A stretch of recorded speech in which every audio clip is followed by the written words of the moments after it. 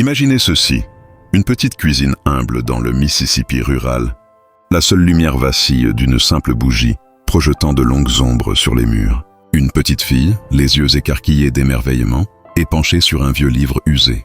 Elle lit à voix haute, sa voix n'étant qu'un doux murmure dans la pièce silencieuse. Cette petite fille est Oprah Winfrey. Même à cette époque, Oprah était captivée par les histoires. Elle aimait la magie des mots, la façon dont ils pouvaient peindre des images et la transporter dans des mondes différents. Mais même si elle aimait lire, une ombre de doute planait sur elle. C'était une fille pauvre de la campagne du Mississippi. Elle se sentait timide, indigne. Qui était-elle pour avoir une voix? Qui voudrait jamais l'écouter? Les difficultés auxquelles elle faisait face chaque jour lui murmuraient de rester silencieuse, de garder ses rêves enfermés, là où personne ne pouvait les voir. C'était plus sûr ainsi. Un soir, sa mère, Madame Winfrey, la trouva fixant son livre, les mots non lus, les épaules affaissées. Elle vit l'hésitation dans les yeux de sa fille. « Pourquoi caches-tu cette belle voix, ma chérie ?» demanda-t-elle doucement. Oprah, la voix à peine un murmure, confessa ses peurs. Elle avait peur que sa voix n'ait aucune importance, qu'elle soit trop petite pour être entendue dans un monde aussi vaste. Sa mère écouta patiemment. Puis elle serra sa fille contre elle et partagea une histoire de la Bible, la parabole des talents. Elle raconta à Oprah l'histoire d'un maître qui avait donné des talents ou des dons à ses serviteurs. 2 d'entre eux utilisèrent leurs dons et les doublèrent.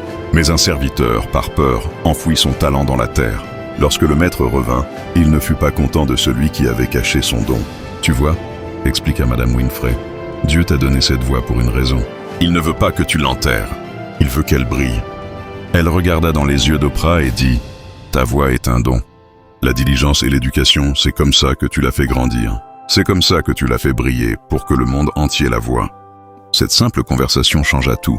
Un feu s'alluma à l'intérieur de la jeune Oprah. À partir de ce jour, elle ne se contenta pas de lire. Elle joua, elle performed. Elle lisait à voix haute tous les jours, sa voix devenant plus forte et plus assurée. Elle commença à animer de fausses émissions de radio pour les corbeaux et les vaches de leur ferme, les interviewant avec un épi de maïs en guise de microphone.